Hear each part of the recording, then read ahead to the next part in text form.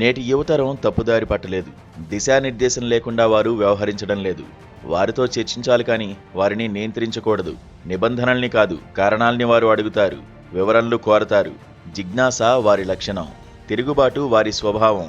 ఈ మాటలన్నది ఏ కమ్యూనిస్టు నాయకుడో కాదు, రాష్ట్రీయ స్వయం సేవక్ సంఘ్ అధినేత మోహన్ భాగవత్. జూలై 24న అంబేద్కర్ ఇంటర్నేషనల్ సెంటర్లో జరిగిన విశ్వ మాంగళ్య సభలో ఆయన ఆ మాటలు అంటున్న సమయంలో అక్కడికి 1 కిలోమీటర్ దూరంలో జంతర్ మంతర్ వద్ద దెబ్బతిన్న యువ సమూహం ఆగ్రహావేశాలు వ్యక్తం చేస్తోంది. సరిగ్గా 24 గంటల అనంతరం కేంద్ర విద్యామంత్రి ధర్మేంద్ర ప్రధాన్ తన పదవికి రాజీనామా చేశారు. ఆలస్యమైన చివరకు మంచి పని చేశారు అని 92 ఏళ్ల మురళీ మనోహర్ జోషి వ్యాఖ్యానించారు. భాగవత్ ప్రకటన చేయడానికి 1 రోజు ముందే విద్యార్థులపై లాఠీచార్జీ దారుణమని ఆ కురు వృద్ధుడు వ్యాఖ్యానించారు. పరీక్షా వ్యవస్థపై విద్యార్థుల ఆందోళన న్యాయసమ్మతమేనని కూడా జోషి సమర్థించారు.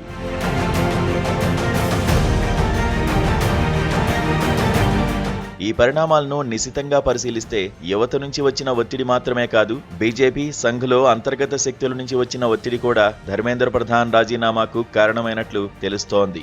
జంతర్ మంతర్ వద్ద జరిగిన కాక్రోచ్ జనతా పార్టీ నిరసన ప్రదర్శన తీవ్రత ఆలస్యంగానైనా బీజేపీలో ఎంత అంతర్గత కలవరాన్ని సృష్టించిందో కూడా అర్థమవుతోంది. తన ఆమరణ నిరాహార దీక్ష ద్వారా కాక్రోచ్ జనతా పార్టీ నిరసనకు బలం చేకూర్చిన లద్దాఖ్ విద్యావేత్త, పర్యావరణ కార్యకర్త సోనం వాంగ్చుక్ ఒకప్పుడు మోదీ సమర్థకుడు. ఆర్టికల్ 370 రద్దు చేసి లద్దాఖ్ను జమ్మూ కాశ్మీర్ నుంచి వేరు చేసినప్పుడు ఆయన హర్షాతిరేకంతో ఉప్పొంగిపోయారు. లద్దాఖ్ను 6వ షెడ్యూల్లో చేరుస్తామని బీజేపీ హామీ ఇచ్చినప్పుడు ఆయన బీజేపీకి అనుకూలంగా ఎన్నికల్లో ప్రచారం చేశారు.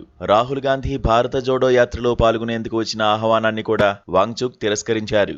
అలాంటి వ్యక్తిని బీజేపీ వ్యతిరేకంగా మార్చుకుంది. ఆయనే కాదు, జంతర్ మంతర్కు వచ్చిన యువతీ యువకుల్లో ఒకప్పుడు మోదీని, బీజేపీని అభిమానించి తర్వాత వ్యతిరేకంగా మారిన వారెందరో ఉన్నారు. నేను కూడా నా తల్లిదండ్రులతో కలిసి మోదీకి ఓటు వేశాను. ఢిల్లీలో జంతర్ మంతర్ ప్రదర్శనకు వస్తుంటే వారు ఏమాత్రం అభ్యంతరం చెప్పలేదు అని ఒక యువతి చెప్పింది. అనేక మంది కేంద్ర మంత్రులు, ఎంపీల ఇళ్లలో కూడా వారి పిల్లలు సీజేపీ ప్రదర్శనకు సంఘీభావం ప్రకటించారని బీజేపీ నేతలే అంటున్నారు. జంతర్ మంతర్ ప్రదర్శనలో పంజాబ్, ముంబై, హర్యానా, తెలంగాణతో పాటు అనేక రాష్ట్రాల నుంచి ఇంజనీర్లు, ఫ్యాషన్ డిజైనర్లు, ఎంబీఏ, లా విద్యార్థులు, రైతు కుటుంబాల పిల్లలు అనేక మంది కనబడ్డారు. లూజ్ జీన్స్, టీషర్ట్లు, రకరకాల వస్త్రధారణ, నెత్తికి చుట్టుకున్న బ్యాండ్లతో ఉన్న వీరిని ఏ రాజకీయ పార్టీతోనూ అంటగట్టలేం.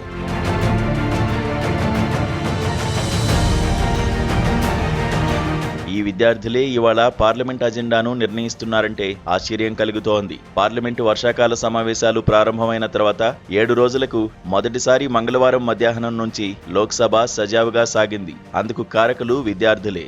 ధర్మేంద్ర ప్రధాన్ రాజీనామా చేయడానికే కాదు, పరీక్షల్లో అక్రమాలను నిరోధించేందుకు ప్రభుత్వం ఆగమేఘాలపై బిల్లు తేవడానికి, ప్రధానమంత్రి రాత్రి పొద్దుపోయిన తర్వాత ఈ బిల్లు గురించి ప్రకటించడానికి, ప్రతిపక్షాలు కూడా చివరకు చర్చకు సిద్ధమవడానికి వారే కారకులు. స్మృతి ఇరానీ నుంచి ధర్మేంద్ర ప్రధాన్ వరకు మోదీ హయాంలో 4 విద్యామంత్రులు మారారు. ప్రతి విద్యామంత్రి హయాంలో ఏదో ఒక వివాదం ఉంటూనే వచ్చింది. కానీ విద్యార్థుల ఒత్తిడి మేరకు రాజీనామా చేయక తప్పని పరిస్థితి ఒక్క ధర్మేంద్ర ప్రధాన్కే ఏర్పడింది. రాజీనామా చేసిన తర్వాత పార్లమెంట్ ఆవరణలో ధర్మేంద్ర అడుగు పెడితే బీజేపీ ఎంపీలు ఆయనకు జిందాబాద్ అంటూ ఘనస్వాగతం పలికారు, కిరీటం తొడిగారు. దేనికి, ఎవరి ఆదేశాలతో ఎందుకు సన్మానం చేశారు? కింద పడ్డా తమదే పై చేయి అని చెప్పుకునేందుకే ఆ పని చేసినట్లు స్పష్టమవుతోంది. దానివల్ల నష్టం ఎవరికి? వారికే కాదు.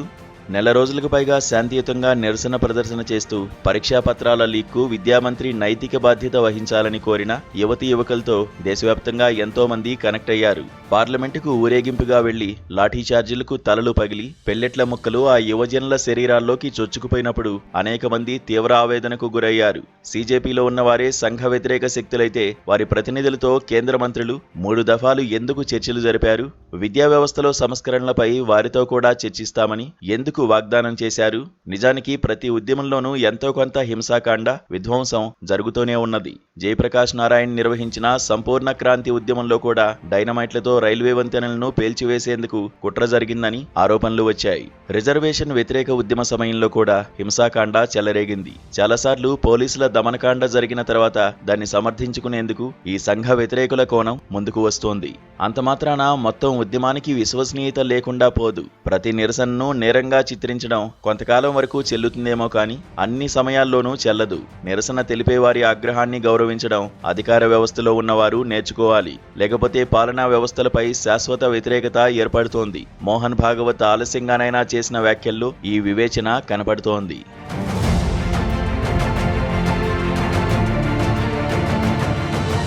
అసలు కాంగ్రెస్ సరిగా వ్యవహరించి ఉంటే విద్యార్థులు రోడ్డెక్కాల్సిన అవసరం వచ్చేది కాదు. జూన్ 6న సీజేపీ ఏర్పడడంపై వచ్చిన ప్రతిస్పందన చూసిన తర్వాత గాని కాంగ్రెస్ బలంగా గళం విప్పలేదు. మే మొదటి వారంలో పేపర్ లీక్ జరిగి మే 12న పరీక్ష రద్దయిన తర్వాత కాంగ్రెస్ తీవ్రంగా ప్రతిస్పందించి ప్రభుత్వాన్ని జవాబుదారీ చేసేందుకు చేయాల్సినన్ని ప్రయత్నాలు చేయలేదు.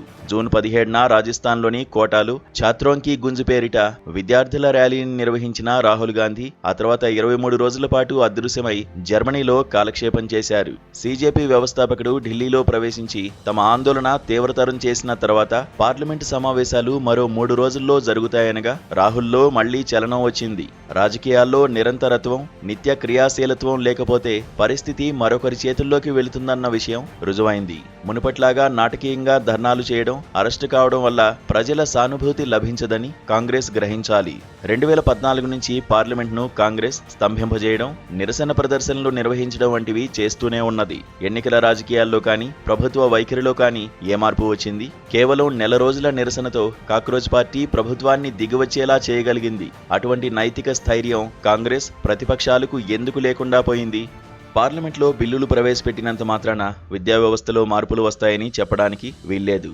కొత్త ఐఐటీలు, మెడికల్ కాలేజీలు తెరిచినంత మాత్రాన ఉన్నత విద్యారంగంలో నాణ్యత మెరుగుపరచలేం. ఇవాళ్టికి ప్రపంచంలోని అత్యుత్తమ 100 యూనివర్సిటీల్లో ఏ ఒక్క భారతీయ విశ్వవిద్యాలయానికి స్థానం లేదు. ప్రతి ఏటా కేంద్ర బడ్జెట్ పరిమాణం విపరీతంగా పెరుగుతున్నప్పటికీ గత 12 సంవత్సరాల్లో కేంద్ర బడ్జెట్లో విద్యకు లభిస్తున్న వాటా గణనీయంగా తగ్గింది. 2013-14లో మొత్తం కేంద్ర బడ్జెట్లో విద్యకు 4.65% కేటాయించగా 2025-26 నాటికి ఆ వాటా 2.5%కి పడిపోయింది.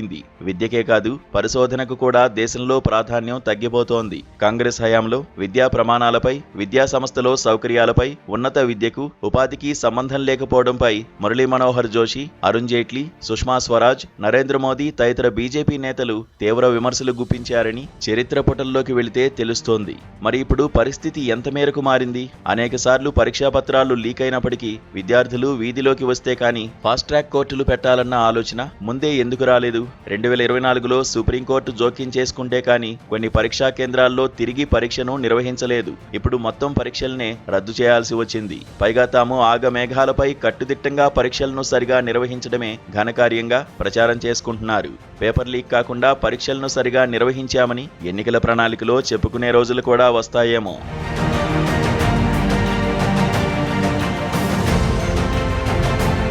2047 నాటికి వికసిత్ భారత్ సాధించే వరకు ఉన్న మధ్యకాలాన్ని అమృతకాలంగా ప్రధాని మోదీ అభివర్ణించారు. ఈ అమృతకాలంలోనే బొద్దింకల దండు నిరసన తెలపడం ఒక రకంగా ప్రభుత్వానికి కనువిప్పు కలిగేందుకు జరిగిన శుభ పరిణామంగా భావించాలి. ధర్మేంద్ర ప్రధాన్ రాజీనామా చేయడాన్ని అవమానంగా భావించనక్కర్లేదు. జరిగిన పరిణామాల్ని ఆత్మావలోకనం చేసుకుని తగిన చర్యలు తీసుకునేందుకు లభించిన అవకాశంగా భావించాలి. బహుశా ఈ విషయం గ్రహించినందువల్లనే ఏమో ఇన్ఫోసిస్ సహ వ్యవస్థాపకుడు నందన్ నీలేకనికి ఎన్టీఏ పరీక్షల సంస్కరణలపై టాస్క్ ఫోర్స్ చైర్మన్ బాధ్యతలు అప్పజెప్పారు. ఆయన నాయకత్వంలోనే యూపీఏ హయాంలో అతిపెద్ద బయోమెట్రిక్ గుర్తింపు వ్యవస్థగా నిలిచిన ఆధార్ ప్రాజెక్ట్ రూపుదిద్దుకుంది. దేశంలో ప్రస్తుతం కనబడుతున్న డిజిటల్ పరివర్తనలో ఆయన కీలక పాత్ర పోషించారు. సాంకేతిక నిపుణులకు, మేధావులకు పార్టీలతో ప్రమేయం ఉండదు. అందుకే మోదీ ఆయనకు కీలక బాధ్యతలు అప్పజెప్పారు. ఇదే దిశలో ప్రభుత్వం ముందుకు సాగుతూ ఎప్పుడూ రాజకీయాలపైనే కాక పాలనా వ్యవస్థలో కీలక మార్పులు తెచ్చేందుకు చర్యలు తీసుకుంటే హర్షించని వారు ఉండరు. మరో 3 ఏళ్లలో ఇలాంటి మధ్యంతర దిద్దుబాటు చర్యలు తీసుకునేందుకు అవకాశం ఉన్నది. అలా జరగకపోతే నష్టపోయేది అధికార పక్షమే.